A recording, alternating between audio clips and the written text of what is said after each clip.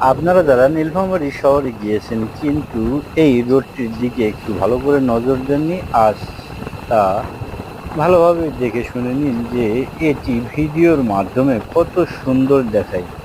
কাজেই ডোমার থেকে নীলফামারী এই রোডটি হয়েছে একবারে নিখুঁত, অন্যতম এশিয়ান একটি রোড। আশা করি ভিডিওটি দেখলে আপনাদের ভালো লাগবে। এবার থেকে আপনারাও ভিডিও বানাবেন। দেখেন আমি ভিডিও বানিয়েছি কত সুন্দর